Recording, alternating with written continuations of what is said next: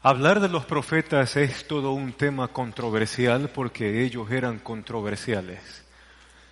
Controversiales desde el hecho en que asumen para sí el dolor de Dios y al mismo tiempo el dolor del pueblo. Y nosotros tenemos a Miqueas, contemporáneo de Isaías, con sus grandes diferencias. Conocimos a un Isaías que tuvo que moverse en la esfera de los reyes, de los gobernantes, familia de aquellos que estaban en los reinados de aquel entonces. Pero si usted quiere verlo así, mientras tenemos a un Isaías que se mueve dentro de las personas con poder político, económico y militar, con la misma contundencia de la palabra del Señor, nosotros también tenemos en la misma escena a Miqueas. Miqueas más bien es del pueblo para el pueblo. Es el profeta que se dedica a confrontar a las masas, a aquellos que están fuera del palacio y que más bien, sencillamente, tienen que acatar las cosas que salen desde el palacio. El mensaje de Miqueas se va a dirigir hacia no solamente la sociedad, sino también hacia la crítica de aquellos que están en el poder. Lo interesante de estos profetas era que, como decíamos en primera instancia, asumían para sí el sufrimiento. A este sufrimiento le llamamos el patos de los profetas, porque en sí mismo encarnaban el dolor que el mismo Dios tenía al ver la idolatría, el pecado, la destrucción en la cual el pueblo por sus propias decisiones se había metido. El profeta al mismo tiempo encarnaba en sí el sufrimiento del pueblo que a causa de las distintas decisiones de orden económicas o políticas también sufrían. Y sufrían en ocasiones por la injusticia cometida por aquellos que estaban en el poder. Por eso, en esta mañana nos vamos a embarcar en esta aventura conociendo a Miqueas y su carácter un poquito, y que el Señor nos ayude a acercarnos a este profeta. Vamos al libro de Miqueas. Si usted no lo encuentra rápidamente, vaya al índice. No es pecado ir al índice hasta aprendernos dónde están los libros. Y vamos a abrir en Miqueas en el primer capítulo. ¿Estamos allí? ¿Llegamos? Y vamos a orar, que el Señor nos dé entendimiento para leer su palabra. Señor y Padre, gracias porque nos podemos acercar a ti y a tu testimonio, a tu palabra.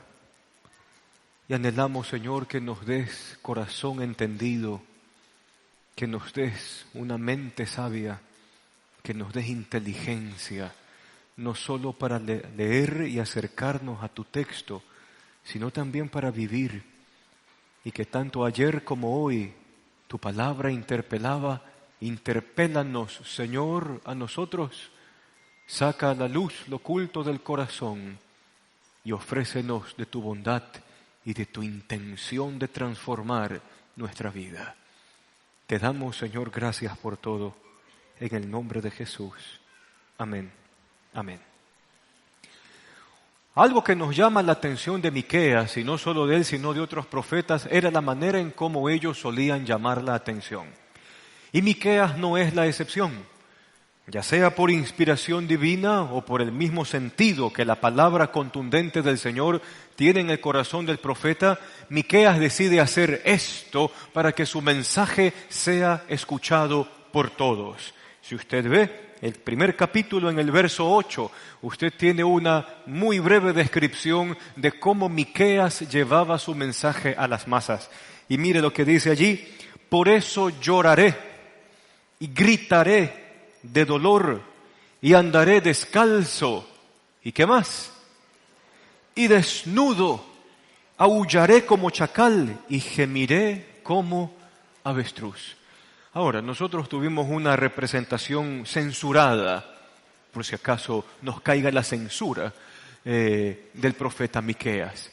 Pero a la luz de este texto, Miqueas probablemente salía con sus vestiduras rasgadas, quizás su túnica hasta los muslos o un poco más arriba, vestido de luto, gritando, llorando, como él dice allí, aullando.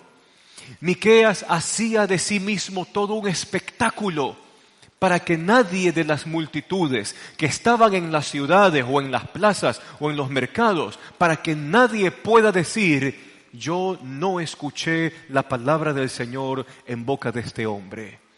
Porque, sea como sea, un asunto escandaloso hace que todas las miradas se dirijan al foco del escándalo.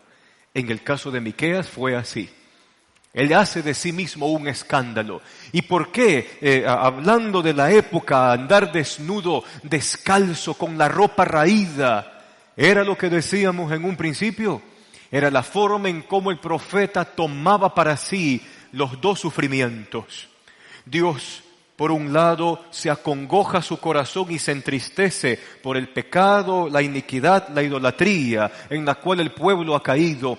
Y por otro lado, el profeta toma para sí el sufrimiento del pueblo, que también ha sido víctima de la injusticia, de la vergüenza y de la destrucción que quizás otros poderosos han obrado encima de él. El profeta se convierte en este personaje a veces excéntrico, pero que en sí mismo une las dos realidades. El Dios que se indigna y al mismo tiempo el pueblo que sufre. Pero el caso de Miqueas es súper interesante. Su nombre mismo habla del centro de su mensaje. Cuando nosotros hablamos del nombre de Miqueas, tendríamos que ver qué significa su nombre. Y el nombre de este profeta significa ¿quién como Yahvé? Y la interpelación con el pueblo siempre era ¿para qué? Para que el pueblo pueda sopesar de que frente a la realidad que tienen los gobernantes que les dirigen, su pecado o las cosas que puedan estar de moda o tendencias, ninguna de ellas podría compararse con la majestad del Dios al cual está sirviendo. ¿Quién como Yahvé? ¿Quién como Jehová? Si a usted le gusta la Reina Valera, no hay ningún problema. ¿Quién como Yahvé? Y desde allí ya comienzan las preguntas para nosotros. Aquel que se refiriera a Miqueas, y probablemente entre las masas que desprecian la voz de llamada de atención de Dios, pudieron haber dicho cosas semejantes. Mira, ahí viene el viejo ese. ¿Y cómo es que se llama? ¿Quién como Jehová se llama? Y de alguna u otra forma, aún el propio nombre del profeta, a usted y a mí ya nos hacían una pregunta. Frente a la realidad que nos toca vivir y frente a nuestro propio pecado, soy confrontado con la pregunta: ¿quién como el Señor para hacer las cosas? Miqueas es un hombre que sale de cuna humilde, es un campesino. Cuando nosotros vemos la forma de escribir de Miqueas en todo el libro, nosotros vemos ese lenguaje rudo, tosco, no tan elocuente, quizás como Isaías. Si usted hace una comparación entre las dos lecturas y lee Isaías por un lado y lee Miqueas por otro lado, usted se dará cuenta de una abismal diferencia. Isaías es más elegante, Miqueas es tosco. Miqueas tiene ejemplos a veces muy sórdidos o demasiado exagerados. Pero inclusive Dios usa eso, de este hombre que sale del campo para hacer la voz de Dios para el pueblo. Dios usa esta rudeza para hablar, para comunicar la contundencia del mensaje de Dios. Tendríamos que hacer una especie de paralelismo con aquellos que se llamen profetas en el día de hoy, porque había algo interesante, por lo menos con los profetas de Dios del Antiguo Testamento. Los profetas de Dios del Antiguo Testamento, si el pueblo sufría, el profeta sufría con el pueblo. Si el pueblo se moría de hambre, el profeta se moría de hambre junto con el pueblo. Si el pueblo era perseguido, sus bienes eran saqueados, sus casas eran confiscadas, pues al profeta le iba de la misma forma. Nunca un hombre de Dios o un profeta estaba lejos de la realidad de la sociedad en la cual vivía y a la cual servía. Grande la diferencia con aquellos que se hacen llamar profetas en el siglo XXI, donde todos están mal, menos ellos, y donde por cada aviso de necesidad se hace algún tipo de chantaje espiritual. Si tú me das dinero, Dios te va a bendecir. ¿Con el fin de qué? Ellos enriquecerse mientras el pueblo se empobrece. Miqueas nos da un ejemplo de lo que es ser profeta de Dios.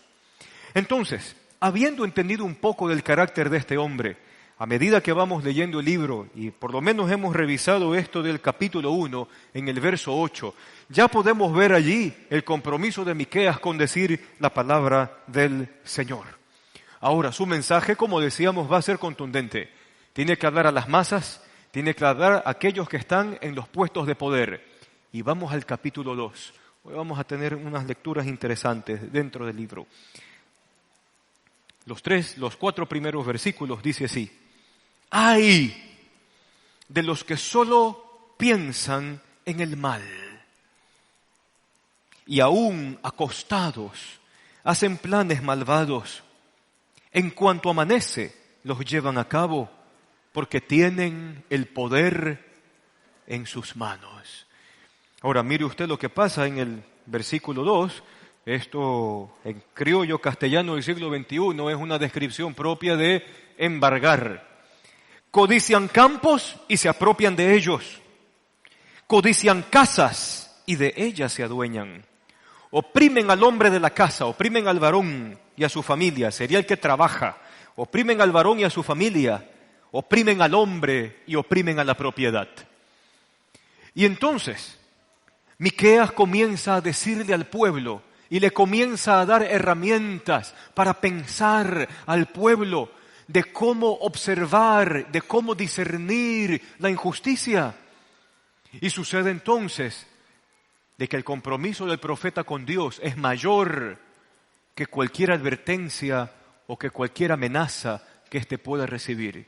Porque es interesante, el profeta le está diciendo al pueblo qué es lo que están haciendo los que están en los puestos de poder.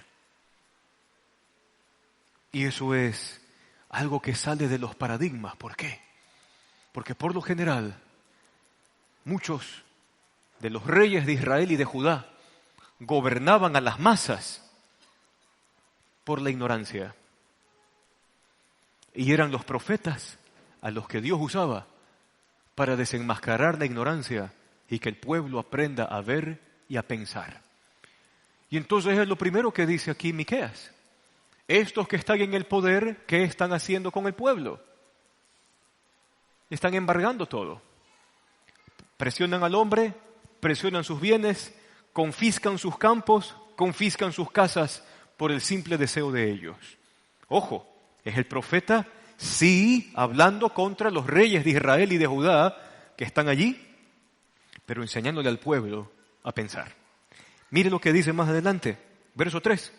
Por tanto, así dice el Señor. Y cuando usted y yo nos topemos con esa frase en el Antiguo Testamento o en el Nuevo Testamento igual, póngale mucha atención con temor y temblor. Y dice así: por tanto, así dice el Señor, ahora soy yo el que piensa traer sobre ellos una desgracia de la que no podrán escapar. ¿Quiénes son ellos?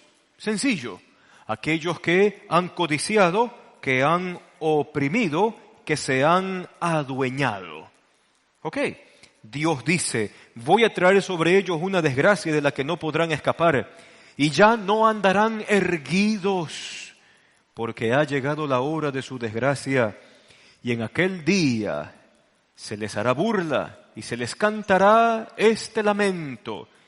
¿Y qué dice la canción? Estamos perdidos, se están repartiendo los campos de mi pueblo, ¿cómo me los arrebatan? Nuestra tierra se la reparten los traidores.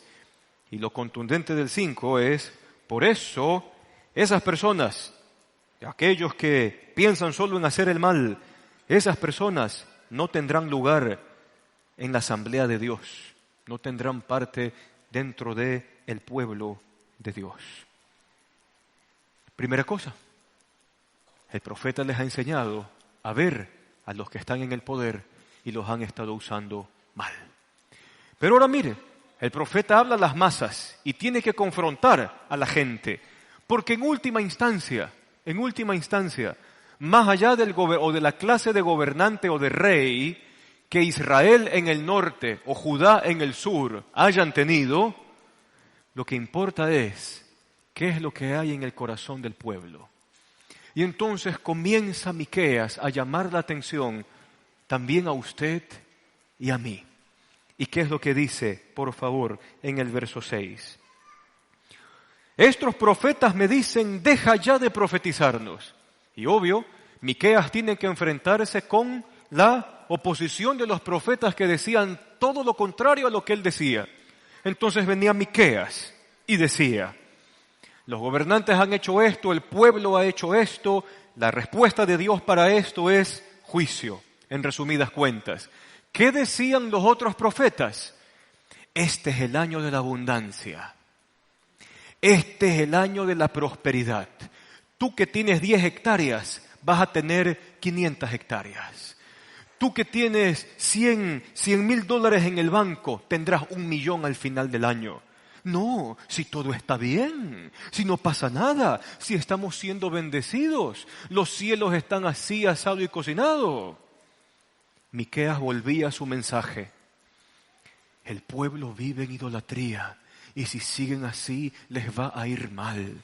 El pueblo vive con la cabeza erguida, siendo arrogantes. Si siguen así, Dios va a venir y les va a quebrar la cerviz. Paren con eso. Escuchaban, un profeta de Dios se levantaba así, 100 profetas, entre comillas, falsos, se levantaban diciendo, no, si más bien Dios está agradado porque es nuestra personalidad y nuestro carácter, ser así, todos erguidos, todos que pujantes. No, a veces se juegan con los términos, ¿no? Tenemos esta cultura de esta forma. Y mire que Miqueas anota toscamente la crítica de estos profetas fuera de tiempo. Y dice así, ellos me dicen, deja ya de profetizarnos. No nos vengas con esas malas noticias de que el oprobio nos alcanzará. Los descendientes de Jacob declaran, ¿acaso ha perdido el Señor la paciencia? ¿Esta es su manera de actuar? ¿Acaso no hacen bien sus palabras? ¿Acaso nosotros no caminamos con el justo? Y mire lo que dice allí el verso 8. Ayer ustedes, dice el Señor, eran mi pueblo, pero hoy se han vuelto mis enemigos. A los que pasan confiados, a los que vuelven de la guerra, los despojan de su manto. Y quiero que usted lea con mucho cuidado el verso 9, porque es algo que tiene que ver mucho más con nosotros que quizás los versos anteriores. ¿Y qué es lo que dice el verso 9? A las mujeres de mi pueblo las echan de sus preciadas casas. Y la segunda parte es la que me interesa. Y a sus niños los despojan para siempre del honor que les di. Reina Valera tiene una traducción un poquito más literal y más chévere. A sus hijos les han quitado las alabanzas de Jehová de sus labios. Y esto hay que entender. ¿Sabe por qué? Porque tanto ayer como hoy siempre se dieron estos movimientos donde a la gente se les dice cosas como estas. ¿Por qué tú vas a hacer que a tu hijo lo formen en la religión? Déjalo que crezca y que cuando esté grande, él decida.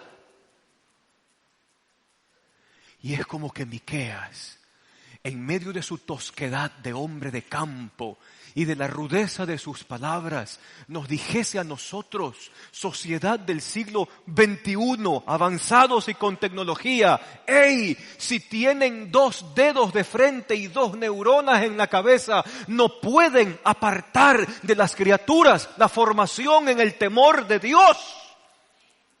Porque el día en que hagan eso, y ese es nuestro problema, no tenemos historia tras nuestras espaldas y la poca que tenemos ni la sabemos interpretar.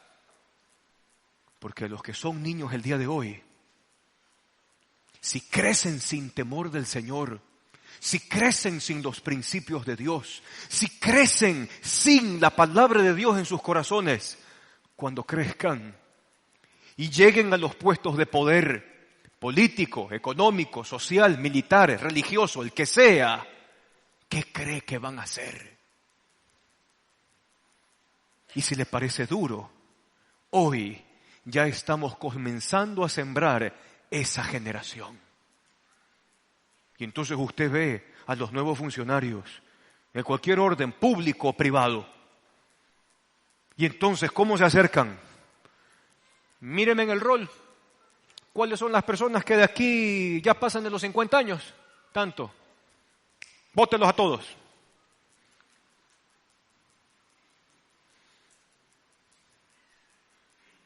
Tenemos que hacer recorte de personal. ¿Por qué? Porque los índices de productividad no dicen lo que deben de decir. Esta es mi decisión. Y si yo puedo usar un poco la rudeza del lenguaje de Miqueas, a veces no se sabe usar ni el papel higiénico y toman decisiones que pueden afectar a miles de familias sin considerar la palabra de los profetas. Oprimen al hombre y oprimen también a sus bienes. Han quitado de los niños las alabanzas en honor al Señor. Y es la generación que crece sin temor de Dios en sus corazones. Es tan palpable, ¿no? Pero es la generación que escuchó el mal consejo. A los niños no le hables de Jesús, menos enséñales la Biblia, que cuando ellos sean grandes ahí decidan. Qué pérdida de tiempo. A Israel eso le costó la vida. No sé si me hago entender. Ahora puedo quizás acercarme mejor al Nuevo Testamento y entender mucho más el enojo de Jesús cuando los discípulos, ¿qué hacen con los niños? Permiso, el maestro no tiene tiempo para ustedes. ¿Y cómo responde Jesús? Y el Evangelio relata que esa es una quizás de las dos ocasiones que el propio Evangelio relata que se enojó. ¿Y cuál fue la respuesta? Dejen a los niños venir a mí y no se lo impidan, porque el reino de los cielos es de los que son como ellos. ¿Qué cosas? Así que acuérdese por favor de Miqueas 2:9. Y entonces usted tiene ahí un profeta que está interpelando a las masas, a los pueblos o a la gente que está en el gobierno del pueblo, cualquier poder que éste sea, y especialmente a dos ciudades.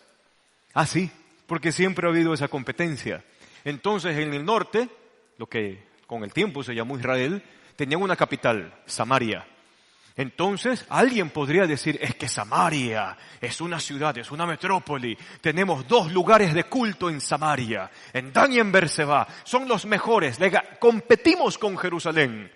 Y entonces Jerusalén también decía, nosotros somos una metrópoli, somos la capital del Reino del Sur y solíamos ser la capital de todo el país antes de la división, de esa pequeña guerra civil chiquita que hubo y que se dividió en 2 después de Salomón. Somos la capital histórica, somos Jerusalén.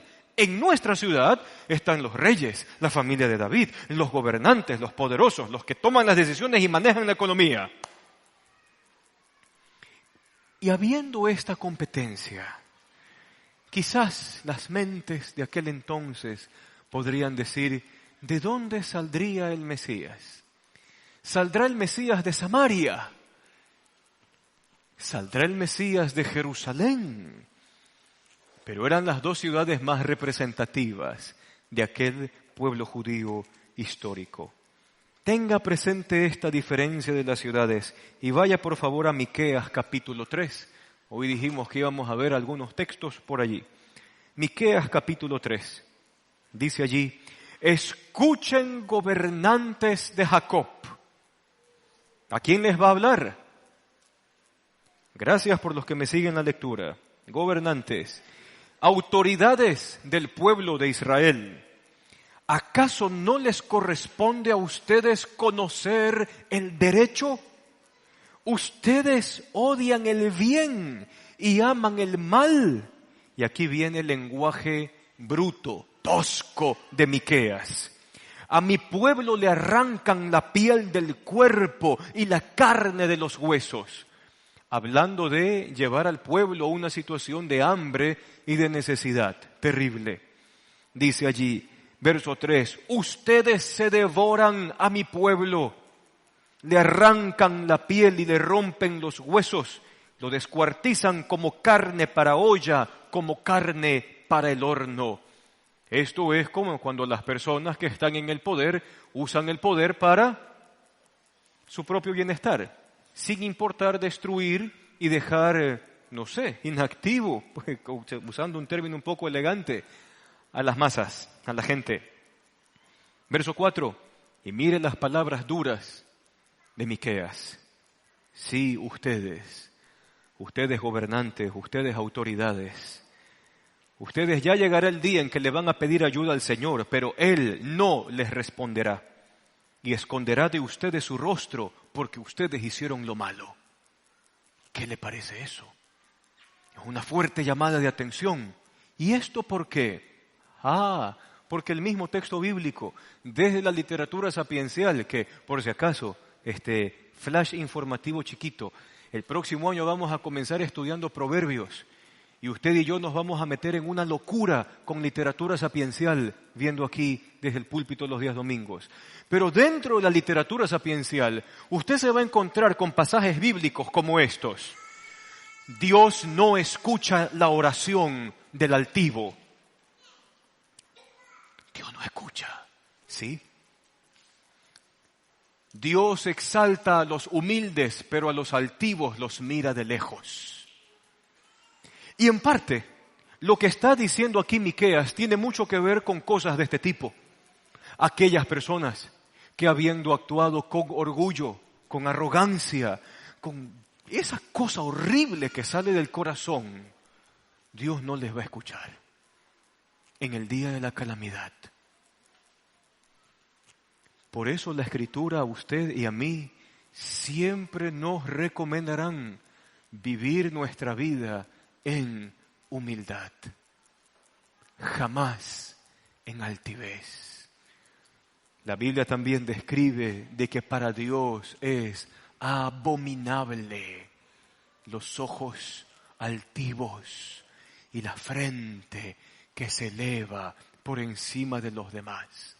Y cuando hablamos nosotros de abominación, pues el término mismo produce un aire de repugnancia. Pues sí, para Dios, el altivo, el orgulloso, es abominable. Entonces, no en vano el profeta dice aquí, va a llegar el día en que estos le van a pedir auxilio al Señor y el Señor no responderá. Porque el Señor gracia le concede ¿a quién? Al humilde. Al humilde. Nunca al altivo. Navidad, ¿sabe qué?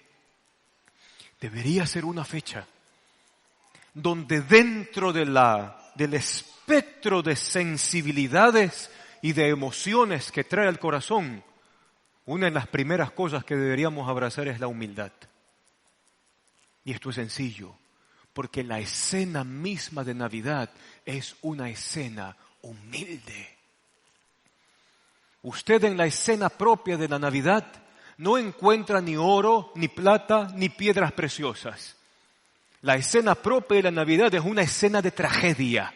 Y ya va a ver por qué. Y vuelva a tener presente las dos ciudades, Samaria y Jerusalén. Sigamos un poco. Sigamos más adelante. Sáltese en el mismo capítulo 3, mire el verso 9, para que vea el carácter que este hombre tiene que haber tenido. Dice allí, escuchen esto ustedes, gobernantes del pueblo de Jacob. Escuchen esto ustedes, las autoridades del reino de Israel. ¿Y qué características tienen estos reyes? Abominan la justicia. ¿Y qué hacen? Tuercen el derecho. ¿Qué más hacen? Cuando, por si acaso, cuando usted encuentra en el Antiguo Testamento, en las Escrituras, frases de una ciudad que se asienta sobre, es una forma de describir el costo social de llevar a cabo algo. Siempre. Entonces, si es el costo social, vamos a ver lo que dice el verso 10. ustedes que edifican a Sión con sangre y a Jerusalén con injusticia.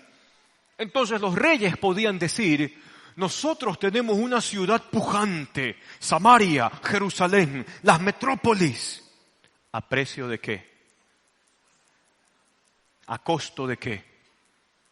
¿De un pueblo hambriado? ¿A costo de qué? De un pueblo que no encuentra trabajo, porque está difícil o palanqueado.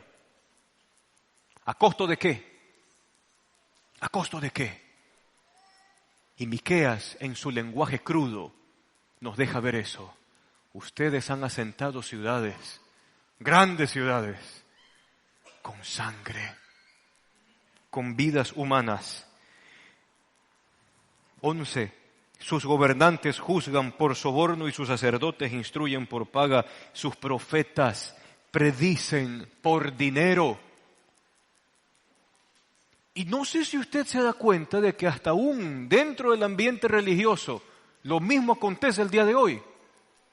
Más adelante el libro de Miqueas llamará la atención y dirá de que muchos profetas van a profetizar según cómo esté el vientre de ellos. Miqueas es tosco. ¿Cómo está el vientre de ellos? Si tienen necesidad, entonces le dicen al pueblo, necesitamos dinero para hacer la guerra. Y si los vientres están satisfechos, entonces le dicen al pueblo, hay paz y todo está bien. Tan igual al día de hoy. Tan igual al día de hoy. Algunos de estos necesitan algo y qué fácil que es movilizar a las masas. Tú quieres que Dios te arregle, que Dios te multiplique, que Dios te bendiga. Fácil, dame a mí. Porque si me das a mí es como darle a Dios. Y Miqueas critica lo mismo desde hace más de 2700 años. Profetas que se venden por dinero. Qué triste. Pero fíjese, todo esto es parte del marco que Miqueas nos ofrece para hablar entonces del Mesías. Y entonces vamos al capítulo 5, que es el capítulo hermoso. Bueno, todo es bonito, pero en el 5 está la descripción del Mesías. Y entonces nos metemos en Miqueas capítulo 5 y sale una pregunta sobre la mesa. ¿De dónde viene el Mesías? La gente pudo haber respondido, debe de salir de Samaria, porque Samaria es la ciudad capital del reino del norte. De allí ha de salir. Y probablemente los del sur también decían, no puede ser, de Jerusalén. Está el palacio, está el templo, están los poderes concentrados. El rey tendría que salir de allí. Y Miqueas les rompe la cabeza a todos con el mensaje de Dios diciendo, pero tú, Belén, Efrata, eres la más pequeña de las aldeas de Judá, pero de ti me saldrá el que será Señor en Israel. Y entonces hacemos un gran paréntesis histórico. Si Belén en la época de Jesús era una aldea, como decimos por allí, no tan grande, no tan chiquita, pero aldea. Usted se imagina Belén unos 700 años antes, que es la época en que está hablando el profeta Miqueas. ¿Cómo habrá sido Belén 700 años antes? Algo muchísimo más pequeño. Si la otra vez sale en el periódico de cómo ha evolucionado la puntilla. Y entonces en el reportaje se veía allí de que como en 80 años. Entonces para algunos de nosotros hablar de 80 años es hablar de un chorro, una pila de años, ¿verdad? Pero quizás para otros hablar de 80 años es algo muy corto. Pero como en 80 años la metrópoli ha cambiado. ¿Y eso no es verdad? Está saturado, ¿verdad? ¿Cuesta manejar, sí o no? ¿Es horrible en horas pico? ¿Hay vías alternas de salida? No, es lindo, ¿verdad? Ok. Imagínese Belén. 700 años antes, ¿cómo era? Quizás no una aldea, un caserío, algo más pequeño. Y entonces comienza la confrontación de Dios con las expectativas del pueblo.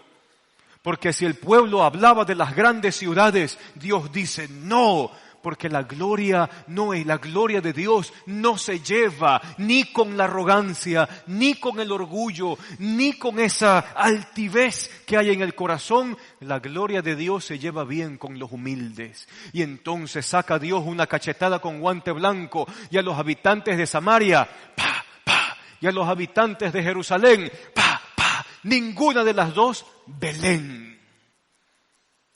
Porque Dios mira con agrado a los humildes. Y hablar de la escena de la Navidad, como decíamos, tiene que ver mucho con la humildad. Y sucede que Dios escoge a un hombre y una mujer, a José y a María, asimismo de una aldea perdida, como Nazaret. Y mediante un edicto, váyanse al sur, porque hay un censo. Y usted tiene la escena de la tradición donde José y María van con un burrito. ¿Sabe qué? Yo no sé si había burro o no. Eso es quizás para humanizar más la historia, en el sentido de que si hay un burro, entonces María puede ir en burro. Pero ¿qué tal si no había burro? A esa pobre mujer de cerca de 9 meses de gestación tenía que lanzarse el viaje a pie hasta llegar a Belén. Y cuando llega a Belén, sufre la gran tragedia humana. Y de alguna manera ese pueblito se convierte en escena de lo que nos acontece hoy en nuestros días. Que usted va y toca las puertas y ninguna se abre. Eso tiene que ser duro, durísimo. Están buscando una maternidad para dar a luz. Un lugar donde por lo menos haya agua hirviendo para el día del parto. Y es la tragedia humana, y es la tragedia que vivimos hasta el día de hoy. Usted va, toca las puertas y nadie abre. Usted va en busca de auxilio y esperanza y nadie ofrece abrir la puerta. Y de repente, en medio de esa tragedia humana, alguien dice, es lo que tengo. Y esa respuesta recibimos hoy de todo el mundo. Es lo que hay. ¿Qué hay? Ahí hay un establo. Animales, vacas, ovejas. Está José y María allí. ¿Habrá habido agua hirviendo? No hay parteras. El Evangelio no lo demuestra. Y encima de un comedero de animalitos se convierte en la cuna que recibe al Mesías. La escena de la Navidad es una escena humilde, donde Dios, de forma gráfica, me quiere hacer ver a mí de que Él prefiere un lugar humilde, escaso y corto de muchas cosas. Pero si ya está el corazón correcto, su misma presencia y el mismo coro angelical se pueden hacer presentes en ese lugar. Las grandes ciudades o los lugares donde alguien podría ufanarse de que aquí se consiguió algo, pero Dios no está allí. Mire al pesebre de esa forma. Y entonces fíjese en las descripciones que Miqueas sigue dando del que va a nacer. De ti me saldrá el que gobernará a Israel, y sus orígenes se remontan hasta la antigüedad y hasta tiempos inmemorables. Verso 4, sal desde el 3. Pero surgirá uno para pastorearlos. ¿Con qué clase de poder? Con el poder del Señor y con la majestad del nombre del Señor su Dios. Y vivirán seguros porque Él dominará hasta los confines de la tierra. Él traerá la paz. Y entonces, esta porción de Miqueas capítulo 5 va a tener mayor realce con lo que veamos en Miqueas capítulo 6. Va a ver qué interesante que se convierte esto de aquí. Miqueas capítulo 6, el verso 8. Quizás un versículo que usted se lo haya aprendido o no, pero no estaría mal aprendérselo.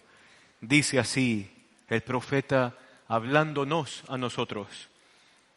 Alianza San Borondón, ya se te ha declarado lo que es bueno. Alianza San Borondón, ya se te ha dicho lo que de ti espera el Señor. Practica la justicia, ama la misericordia y humíllate ante tu Dios. Y entonces aquí vamos a unir estos dos pasajes. Y esto es interesante. ¿Sabe qué? En última instancia, no importa el proyecto social, político o económico que esté de por medio. No interesa. Porque algo que nunca va a tocar nuestro corazón serán las ideas de otros. Pero alguien que puede transformar las intenciones del corazón es aquel que nació en Belén. No importa el proyecto político, eso no interesa, pero aquí interesa quién gobierna su corazón. Y por eso es que cuando Jesús viene entre nosotros y se proclama Rey y Señor por su muerte, por su resurrección, por su ascensión, Cristo establece un gobierno diferente al de los gobiernos humanos. Porque los gobiernos humanos van a adolecer de esto que critica Miqueas toda la vida. Toda la vida. Pero la transformación que inicia Cristo en el corazón es diferente. Esa transformación sí gobierna pueblos. Esa transformación sí gobierna culturas. Esa transformación sí cambia conductas. Crea una nueva generación, crea un nuevo porvenir. Porque es aquel que Dios ha levantado de en medio de la humildad para gobernar a todo su pueblo. Por su palabra. Es tan sencillo. Es tan sencillo. La peor tragedia de Israel comenzó cuando Israel le dijo a uno de sus profetas más famosos, que fue el profeta Samuel, le dijo, ya no queremos que tú nos mandes por medio de la palabra del Señor. Nosotros queremos un rey para ser igual al resto de las naciones. Y Samuel les advirtió, el día en que ustedes pidan un rey, les va a cobrar impuestos, va a ser de sus hijos sus empleados, de sus hijas sus empleadas, van a ser perfumistas y esclavos, van a imponer sobre ustedes pesadas cargas. Y el pueblo, ¿qué respondió? No importa, necesitamos un rey para ser como las demás naciones. Y fue la caída de todo un pueblo por eso. Cristo como Mesías plantea algo diferente. Es el rey que gobierna desde las intenciones del corazón.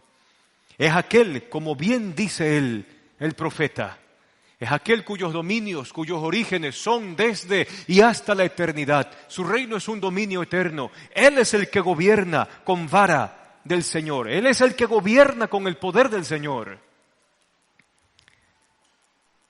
Y entonces, solo cuando Cristo gobierna el corazón, es posible que esta triada, practicar la justicia, amar la misericordia y humillarse delante de Dios, se lleva a cabo aquí.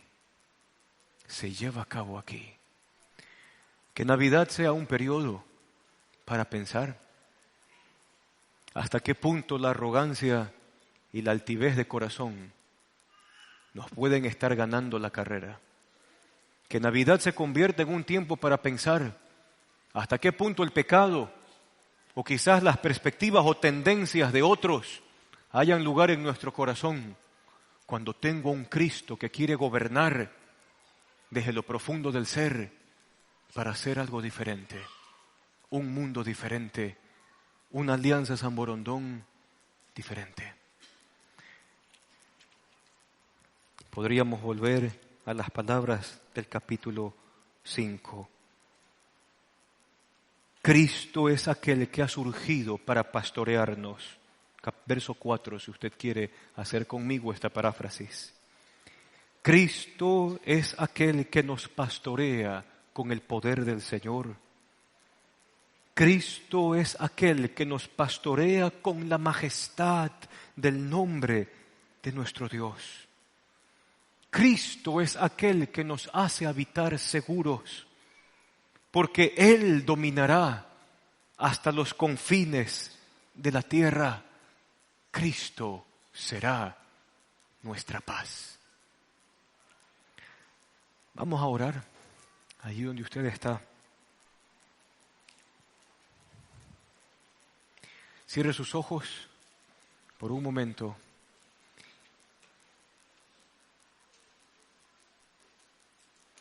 Y allí en su corazón, meditando en el silencio quizás de la iglesia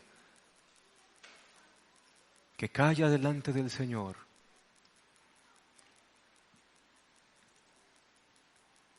pídale al Señor que le dé entendimiento para ver aquellas cosas en las cuales usted y yo hemos sido hallados faltos, de aquellas cosas que hemos permitido, en aquellas cosas donde hemos dejado que otros proyectos ingresen a nuestro corazón y que no obedecen las intenciones de la justicia y de la paz que Dios tiene de por medio.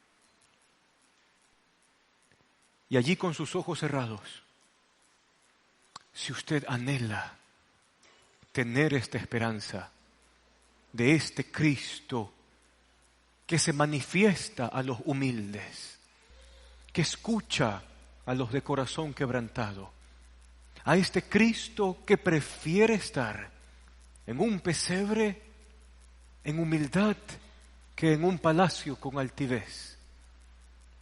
Si usted anhela que este Cristo gobierne su corazón y su vida, puede pedírselo al Señor así.